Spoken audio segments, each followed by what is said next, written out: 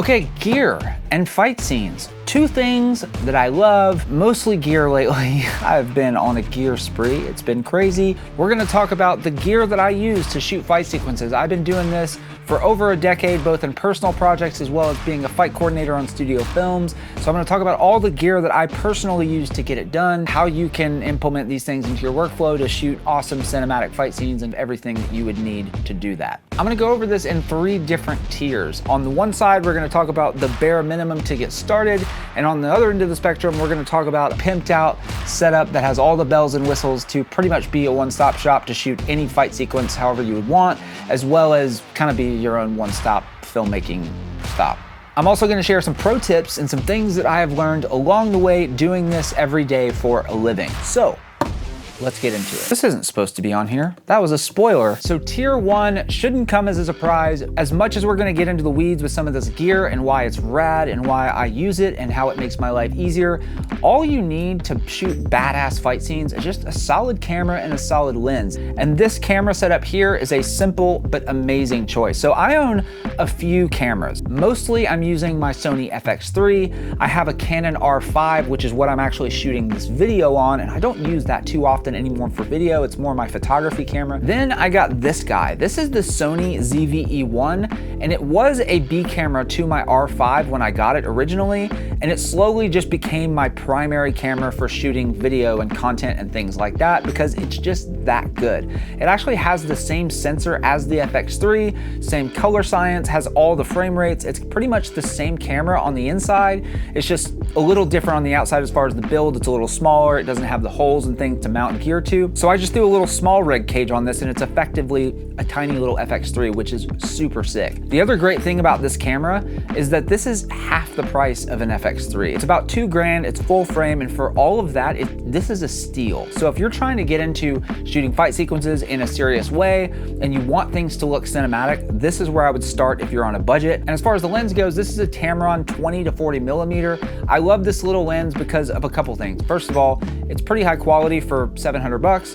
It's a 2.8, so it works really well in low light, and it's really small. You can shoot 90% of what you would capture in a fight scene on this lens. Where you might miss out would be getting a little tighter for some like narrative beats or storytelling moments where you really want to get close up on an actor's face.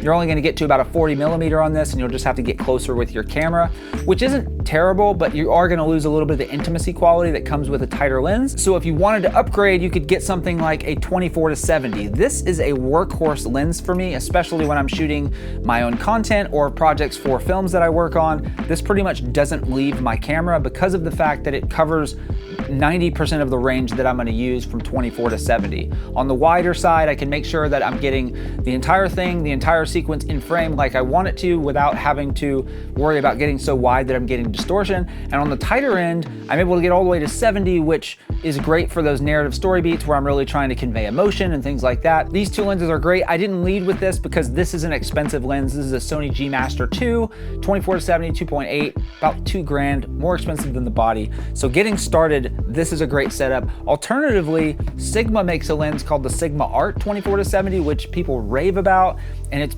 pretty much half the price of this. It's about $1 grand. So that's probably what I would actually start with if you wanted to get something that's gonna cover all the ranges for you. You would have a killer setup in a minimal little camera rig like this. So that's it for tier 1, camera and a lens. Honestly, do not underestimate that setup. I did a lot of work for a lot of years on a setup just like this.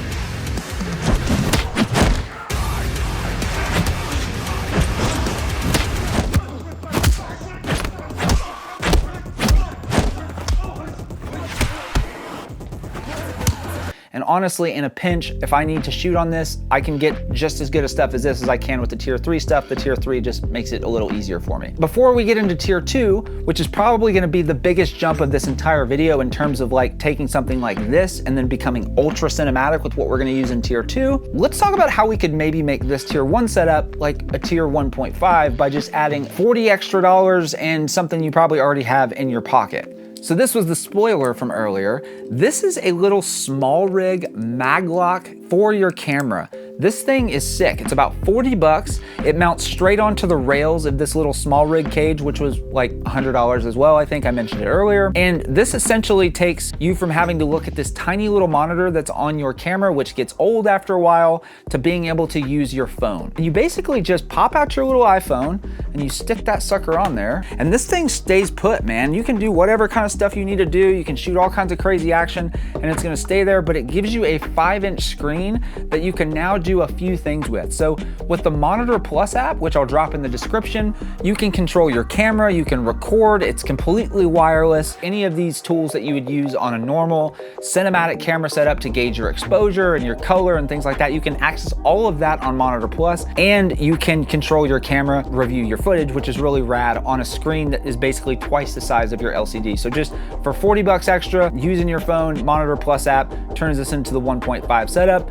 Super sick. A tasty coffee. Hold on. Somebody the other day said if you're not around a Starbucks, you can just pour some water over some old cigarettes and make do, and I thought that was very funny. Tier number 2, let's get it. This is where you're gonna see the biggest change and the biggest bang for your buck in terms of elevating your camera movement and your sequences for your fight scenes. Using a gimbal is a complete game changer. You can get all types of cinematic movement. Anything you can think of, you can pretty much get or replicate on a gimbal. And personally, 99% of the time, I'm going to be on a gimbal. Even if I need to throw in a couple little random moments that are handheld, rather than pull my entire rig off, I'm probably just gonna lock the gimbal and shoot those couple shots that way. That way I can just move quick, and I'm really only using those handheld moments to complement the smoother cinematic motion to make things a little more visceral or raw for a storytelling moment, and then I'm gonna be right back on my gimbal. That's just me personally. With gimbals, sometimes you're having to deal with some latency, but I solved that problem specifically with the DJI stuff, and it's probably gonna be the most valuable pro tip in this video.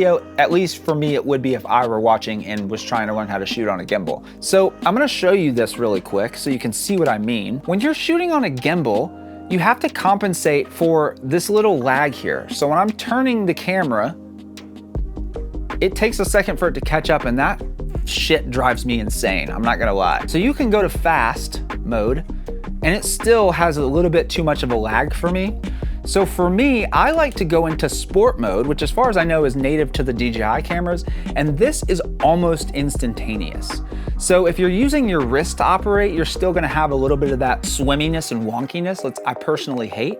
So instead of using my wrist and things like that to operate my gimbal, I'm actually using my body the same way I would with a Steadicam, and it's pretty much gonna be right along with my movement, to where I'm not getting that weird kind of like mechanical looking stuff. And that is what opened the door for me in terms of shooting gimbal stuff and accepting the way that that looked. So that is a huge pro tip. Shoot your stuff on sport mode. That is the way to go as far as the gimbal goes. Next up in the tier 2 gear list is a true monitor. This is a little Atomos Shinobi #1, is the first edition. I don't use this as much anymore. This was kind of my intro monitor before I got my small HD, which I'll go over in a little bit, but this is a badass little monitor. It keeps you from having to use your phone. You're gonna be cabled to your setup, so you're not gonna have any type of latency. And if you end up cracking this or it falls in the lake, you don't have to worry about not having your phone, which is a positive.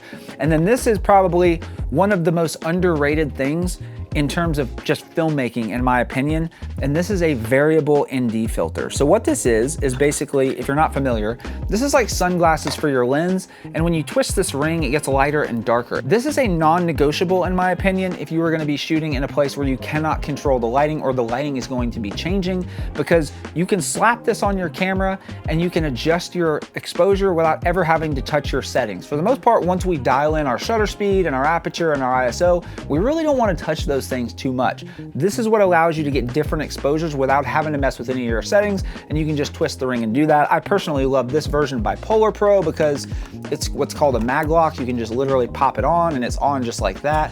Take the thing off, pop it back on. You snap it on, you got a variable ND, and you can pretty much control your exposure no matter what situation you're in. As far as where my monitor goes, typically you don't want to be mounting your monitor to the active part of the gimbal, which is basically where things are balanced. So you're either going to want to monitor it on an arm down here, which I don't like because then it kind of throws me off. So I end up mounting mine usually on my briefcase handle here, so that when I'm operating, I can just be looking straight at my monitor, and it orientation wise makes sense to like my angles, and I'm not making myself sick looking at a weird different angle while I'm trying to shoot things that are in front of me. Up next in tier 3, we're gonna talk about all the pro stuff that I use in my current setup, why I use it, why it's badass, and how I have it built out and why it makes sense for me in the way that I shoot. All right, so this is the big Mac Daddy setup, everything riding on a gimbal. So I have my Small HD Cine 7 monitor here, which is a 7-inch monitor.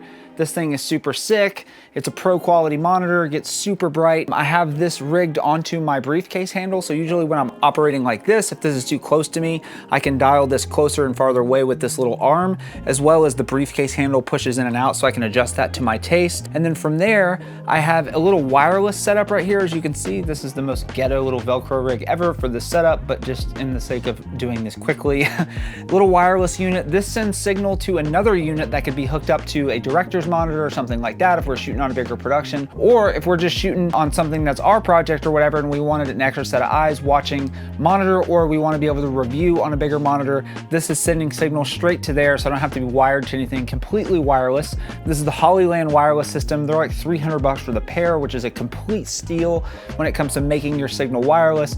Pretty much no latency and has like 1,000 meters of distance or something crazy like that. And then from there, I have my camera set up here. Now I will say this would normally be my FX3, but unfortunately my FX3 is in the shop. It has got a bad auxiliary jack, and I will say, as much as I like the Sony cameras, they are a pain in the ass when it comes to their audio inputs. Their auxiliary jacks are trash. I replaced this one before, now I'm replacing the FX3, and I'm gonna have to go back and re-replace this one because this one's also crackling, but I digress. Just trash audio jacks. Other than that, great cameras. Now, this entire rig is being powered off of this one Smallrig V-mount battery, and this is clutch. So you can buy a little adapter that connects to any of the RS series DJI gimbals. It sits right underneath your sled, and you can mount a V-mount battery that has multiple outputs. So right now I'm powering my wireless system, my monitor. I could be powering my camera, because the worst thing ever is when you're shooting with individualized batteries. First of all, it adds weight in weird places, whereas this weight is kind of all centered, which is nice for me in operating.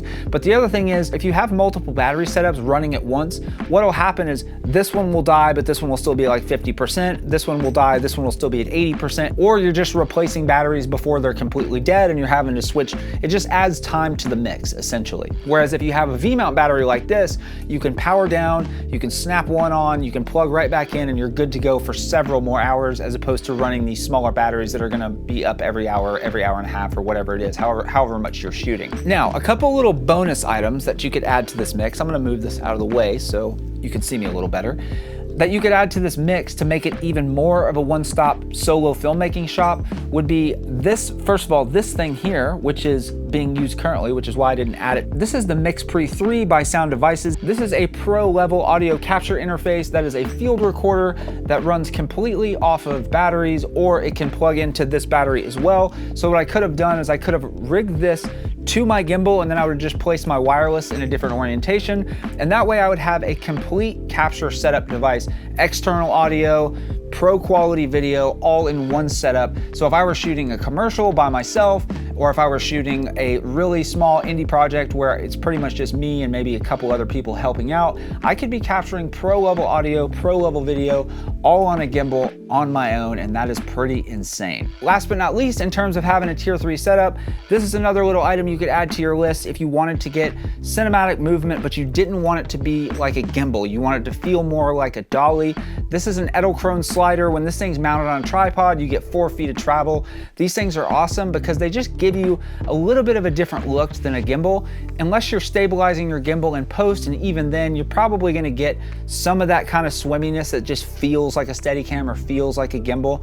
Whereas a dolly shot or a slider shot like this has a very specific look to it as well. It feels pretty expensive, and this is an easy way to get that without having to have an entire dolly rig where you could be shooting by yourself and still be getting this level of quality in terms of movement. But let me say this before I end this video, is that you by no means need all of these bells and whistles in order to shoot a killer fight scene. You can shoot with the first option, handheld with a lens and good light, story-driven fight scene with cool choreography that's smart and makes sense and makes something that wows people and that people can't stop talking about. Of these 3 tiers, Tier 2 is my favorite because it's the perfect hybrid between not too much extra money. You can get a gimbal for $500 or $600 used, you can get it cheaper, and it adds a massive amount of elevation to your projects. throw a monitor on there and you're golden. Camera, monitor, gimbal, pretty much all you need to shoot something that is top tier. So we covered a ton in this video. I hope that was helpful. I will drop links in descriptions of all of these pieces in the description below. These will be affiliate links, so if you decide to buy something and you want to use one of those links, that would be awesome because it'll help the channel. If you have any questions about this video or workflow or industry or anything like that, let me know in the comments. I'd be happy to chat with you, and I will see you in the next video.